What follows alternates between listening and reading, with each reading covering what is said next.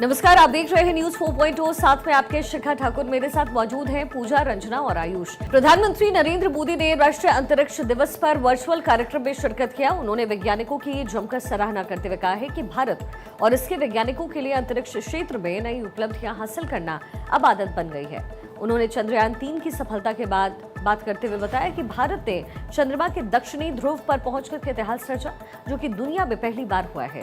PM ने इस बात का पर गर्व जाहिर किया है कि भारत ने कम समय में बड़ी उपलब्धियां हासिल कर ली हैं। अभी हम मून और मार्स तक पहुंचे हैं। अब हमें गहरे अंतरिक्ष में उन हिस्सों में भी झोंकना है जहां मानवता के भविष्य के लिए कई जरूरी रहस्य छिपे हैं। बियॉन्ड गैलेक्सीज लाइज अवर होराइजन। साथियों, अनंत अंतरिक्ष हमें हमेशा ये एहसास दिलाता है कि वहां कोई भी पड़ाव अंतिम पड़ाव नहीं है। मैं मानता हूं स्पेस सेक्टर में पॉलिसी लेवल पर भी कहीं कोई आखिरी ठहराव नहीं होना चाहिए।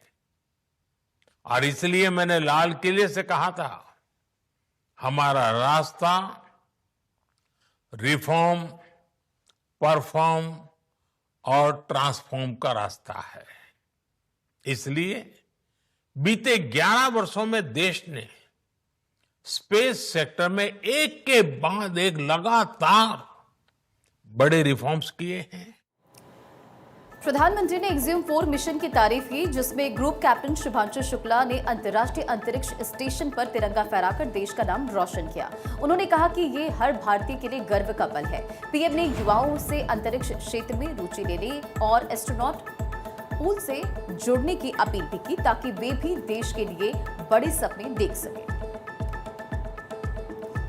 पीएम मोदी ने यह भी कहा कि भारत जल्द ही गगनयान मिशन के साथ एक और बड़ी छलांग लगाएगा। उन्होंने बताया कि भारत अब अंतरिक्ष में डॉकिंग और अनडॉकिंग करने वाला दुनिया का चौथा देश बन गया।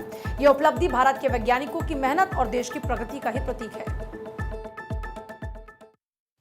एक समय था जब स्पेस जैसे फ्यूचरिस्टिक सेक्टर को देश में अनेक पाबंदियों से बांध दिया गया था। हमने इन बेड़ियों को खोला। हमने प्राइवेट सेक्टर को स्पेस टेक में परमिशन दी। और आज देखिए, देश में 350 से ज्यादा स्टार्टअप्स स्पेस टेक के इनोवेशन और एक्सेलरेशन का इंजन बनकर उभर रहे हैं। इस कार्यक्रम में भी उनकी बढ़ चढ़ करके उपस्थिति दिख रही है। हमारे प्राइवेट सेक्टर द्वारा बनाया गया पहला PSLV रॉकेट भी जल्द ही लॉन्च किया जाएगा। मुझे खुशी है कि भारत की पहली प्राइवेट कम्युनिकेशन सैटेलाइट भी बनाई जा रही है। पब्लिक प्राइवेट पार्टनरशिप के जरिए अर्थ ऑब्जर्वेशन सैटेलाइट कॉन्स्टलेशन भी लॉन्च करने की तैयारी है। आप कल्पना कर सकते हैं, स्पेस सेक्टर में भारत के युवाओं के लिए बहुत बड़ी संख्या में अवसर बनने जा रहे हैं। प्रधानमंत्री मोदी ने अपने संदेश में राष्ट्रीय अंतरिक्ष दिवस को आकर्षण का अवसर बताया। कहा, भारत का रास्ता रिफॉर्म, परफॉर्म, ट्रांसफॉर्म का है। उन्होंने शुभांशु शुक्ला के साथ बातचीत में युवाओं के बड़े सपनों को देखा और विश्वास जताया कि भारत जल्द ही अपना स्पेस सेंटर स्थापित करेगा, जो अंतरिक्ष के क्षेत्र में एक नई क्रांति लेकर आएगा। भारत को अंतरिक्ष में नई ऊंचाइयों तक लेकर के जाएंगे। साथ ही उन्होंने ये भी बताया कि साल 2035 तक भारत अपना भारतीय अंतरिक्ष स्टेशन बनाएगा, जिसका पहला मॉडल 2028 में लॉन्च होगा। वी नारायण ने ये भी कहा कि प्रधानमंत्री के दिशा निर्देशों के आधार पर ये योजनाएं बनाई जा रही है। उनका लक्ष्य है कि 2040 तक भारत चंद्रमा पर उतरे और उसे सुरक्षित वापस लाए। इससे भारत का अंतरिक्ष कार्यक्रम दुनिया के किसी भी देश के बराबर हो जाएगा और इसके लिए नई पीढ़ी के लॉन्चर NGL को भी मंजूरी मिल चुकी है। कैप्टन शुभांशु शुक्ला जो अंतरिक्ष में तिरंगा फहरा चुके हैं, उन्होंने युवाओं से उत्साह बढ़ाने की अपील की। कहा कि गगनयान मिशन, भारतीय अंतरिक्ष स्टेशन और चंद्रमा पर उतरने जैसे बड़े सपनों को पूरा करने के लिए पूरे देश की भागीदारी जरूरी है। उनका कहना है कि पिछले 2 साल में जो उत्साह बना है उसे और आगे बढ़ाना है। achieve such big and bold ambitions that we have, it requires the resources of an entire nation, right from the kids. ISRO is already doing a fantastic job in involving everyone because this is what we need going into the future. The industries, the schools, the academia, and the resources of the entire country to make these ambitions a reality, a goal. दूसरे राष्ट्रीय अंतरिक्ष दिवस पर भारत ने अपनी अंतरिक्ष यात्रा का जश्न मनाया, जो उपग्रहों से लेकर मानव अंतरिक्ष उड़ान तक की प्रगति को दिखाता है। विज्ञान मंत्री जितेंद्र सिंह ने कहा कि 2020 में इनस्पेस की स्थापना से अंतरिक्ष क्षेत्र निजी कंपनियों के लिए खुला और अब 300 से ज्यादा स्टार्टअप्स जुड़ चुके हैं। इनमें 2 सब ऑर्बिटल टेस्ट फ्लाइट और 14 उपग्रह यानी सैटेलाइट लॉन्च भी शामिल हैं, जो भारत की बढ़ती ताकत को दर्शाते हैं। उपराष्ट्रपति चुनाव के लिए विपक्षी गठबंधन इंडिया के उम्मीदवार बी सुदर्शन रेड्डी ने कहा है कि ये चुनाव सिर्फ 2 व्यक्तियों के बीच में नहीं है, बल्कि 2 अलग अलग विचारधाराओं की टक्कर है। सुप्रीम कोर्ट के पूर्व जज रेड्डी ने समाचार एजेंसी PTI से बात करते हुए साफ किया कि उनका मुकाबला एनडीए के उम्मीदवार CP राधाकृष्णन से नहीं है, बल्कि उनकी RSS से जुड़ी हुई जो विचारधारा है उससे है। उन्होंने कहा कि वो RSS की सोच से सहमत नहीं है। Sir, it is not a battle. It's a clash of ideas. And what provoked me to make that statement was the other side. They were propagating that here is a person, a quintessential Rashtriya Swayam Sevak Sangh member, all through his life.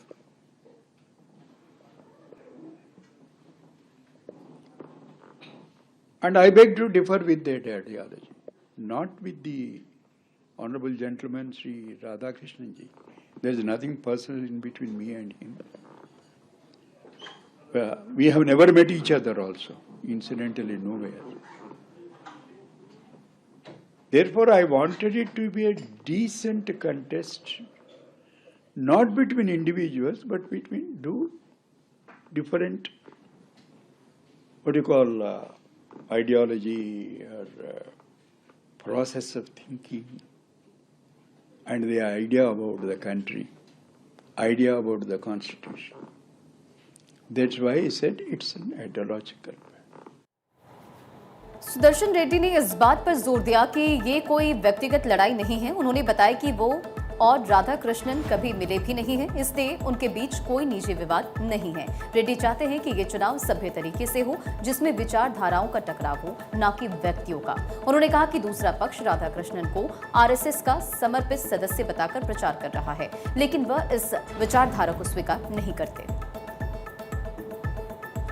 B Sudarshan Reddy को विपक्ष ने रणनीतिक रूप से चुना है और उनकी साफ सुथरी छवि और न्यायपालिका में लंबा अनुभव उन्हें मजबूत उम्मीदवार बनाता है। कांग्रेस अध्यक्ष मल्लिकार्जुन खड़गे ने उनके नाम की घोषणा करते हुए कहा था कि यह चुनाव लोकतंत्र और संविधान की रक्षा के लिए है। विपक्षी दल एकजुट होकर इस चुनाव को विचारधारा की लड़ाई के रूप में देख रहे हैं, जिसमें वो संवैधानिक मूल्यों को बढ़ावा देना चाहते हैं। उपराष्ट्रपति चुनाव के लिए वोटिंग 9 सितंबर को होगी और रेड्डी का मुकाबला महाराष्ट्र के राज्यपाल बीजेपी के वरिष्ठ नेता रहे CP राधाकृष्णन से, जिन्हें एनडीए का समर्थन है। ये चुनाव इसलिए भी अहम है क्योंकि पूर्व उपराष्ट्रपति जगदीप धनखड़ के अचानक इस्तीफे के बाद पद खाली था और विपक्ष इस चुनाव को एक बड़े संदेश के रूप में देख रहा है, जिसमें संविधान और निष्पक्षता की बात को मजबूती से विपक्ष रखने की कोशिश कर रहा है। केंद्रीय सड़क परिवहन एवं राजमार्ग मंत्री नितिन गडकरी आज 23 अगस्त 2025 को जबलपुर पहुंचे, जहां उन्होंने मध्य प्रदेश के सबसे बड़े फ्लाईओवर का उद्घाटन किया है। ये तकरीबन 7 किलोमीटर लंबा फ्लाईओवर मदन महल से दमोह नाका तक बनाया गया है, जिसकी लागत है 1052 करोड़ रुपए और इस फ्लाईओवर का उद्घाटन मुख्यमंत्री डॉक्टर मोहन यादव की मौजूदगी में हुआ। ये परियोजना जबलपुर में यातायात को सुगम बनाने और जाम की समस्या से निजात दिलाने के लिए अहम भूमिका निभाएगी। और बहुत अच्छा फ्लाईओवर आज जबलपुर की जनता को मिला है, इसलिए मैं जबलपुर की जनता का बहुत बहुत अभिनंदन करता हूं। आप सबका बहुत बहुत धन्यवाद देता हूं।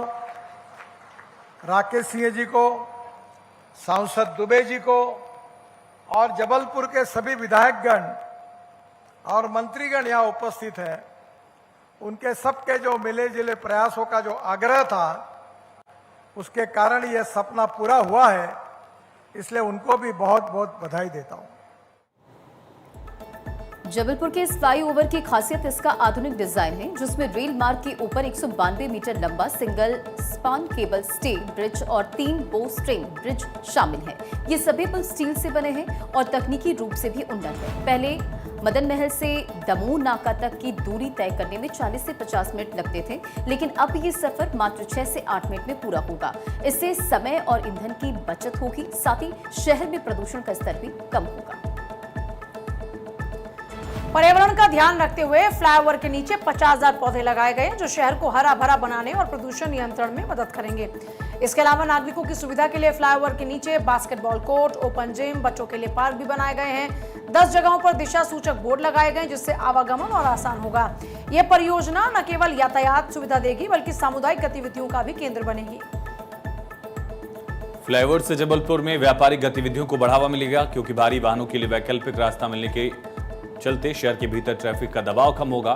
गडकरी ने इस मौके पर 4,706 करोड़ रुपए की 186 किलोमीटर लंबी 10 अन्य सड़क परियोजनाओं का भी लोकार्पण किया, शिलान्यास किया। ये परियोजना जबलपुर को एक महानगरीय पहचान देंगी और मध्य प्रदेश के बुनियादी ढांचे को मजबूत करने में एक मील का पत्थर साबित होगी। वहीं विदेश मंत्री डॉक्टर जयशंकर ने भारत पाकिस्तान संबंधों पर सख्त रुख अपनाते हुए कहा है कि भारत अपने पड़ोसी देश के साथ किसी भी तरीके की मध्यस्थता को स्वीकार नहीं करता है। उन्होंने साफ किया कि 1970 के दशक से भारत में इस बात पर राष्ट्रीय सहमति है कि पाकिस्तान के साथ सभी मामलों में द्विपक्षीय रूप से जो ये पूरे मसले हैं वो हल होंगे। जयशंकर ने जोर देकर के कहा कि भारत अपनी रणनीतिक स्वायत्तता और किसानों के हितों की रक्षा के लिए हर जरूरी कदम उठाएगा। विदेश मंत्री ने रूस के साथ भारत के तेल व्यापार का बचाव करते हुए कहा कि यह राष्ट्रीय और वैश्विक हितों के लिए जरूरी है। स्पष्ट किया कि भारत अपनी नीतियों में स्वतंत्रता बनाए रखेगा, भले ही अमेरिका के साथ व्यापारिक बातचीत में कुछ मुश्किलें क्यों ना आए। जयशंकर ने कहा कि भारत अपनी रणनीतिक स्वायत्तता को प्राथमिकता देता है और इसे बनाए रखने के लिए हर संभव प्रयास करेगा। जयशंकर ने भी बताया कि ऑपरेशन सिंदूर के दौरान अमेरिका से कुछ फोन कॉल्स आए थे, लेकिन भारत ने साफ कर दिया कि पाकिस्तान के साथ संघर्ष का समाधान द्विपक्षीय स्तर पर ही होगा। उन्होंने कहा कि जब दो देशों के बीच तनाव होता है तो दूसरे देशों से कॉल्स आना स्वाभाविक है, लेकिन भारत की स्थिति स्पष्ट है कि वो तीसरे पक्ष की मध्यस्थता को बिल्कुल स्वीकार नहीं करेगा। रक्षा मंत्री राजनाथ सिंह रविवार को जम्मू कश्मीर के किश्तवाड़ जिले के बाढ़ प्रभावित क्षेत्रों का दौरा करेंगे। किश्तवाड़ के चिशोली गांव में 14 अगस्त को बादल फटने से आई बाढ़ ने भारी तबाही मचाई, जिसके बाद कई घर और खेत बह गए और कई लोग लापता हो गए। 9 दिन बाद भी राहत और बचाव काम लगातार जारी है, जिसमें ड्रोन, खोजी कुत्तों और अन्य तकनीकों का इस्तेमाल हो रहा है। सिंह प्रभावित परिवारों से मिलेंगे और इसके साथ ही राहत कार्यों की समीक्षा भी करेंगे। बाढ़ के बाद प्रशासन और सेना ने तुरंत बचाव अभियान शुरू किया। भारतीय सेना की 17 राष्ट्रीय राइफल्स समेत कई टीमें चिशोती गांव और आसपास के इलाकों में काम कर रही है। खोज का दायरा अब चिनाब नदी के निचले हिस्सों तक बढ़ा दिया गया, ताकि लापता लोगों का पता लगाया जा सके। अधिकारियों का स्टेटमेंट है कि जब तक सभी शव बरामद नहीं हो जाते, अभियान जारी रहेगा। पीएम मोदी ने भी किश्तवाड़ की स्थिति पर चिंता जाहिर की और उपराज्यपाल मनोज सिन्हा, मुख्यमंत्री उमर अब्दुल्ला से बातचीत की थी। आपको याद होगा, प्रभावित लोगों की मदद के लिए हर संभव मदद का आश्वासन भी उनकी ओर से दिया गया था। गृहमंत्री अमित शाह ने भी स्थानीय प्रशासन और एनडीआरएफ की टीम्स भेजकर ये जानने की कोशिश की थी कि वहां पर राहत कार्यों की स्थिति क्या है। बीजेपी नेता रविंद्र रैना ने बताया कि नुकसान बहुत बड़ा है और लोग अभी भी अपने परिजनों का इंतजार कर रहे हैं।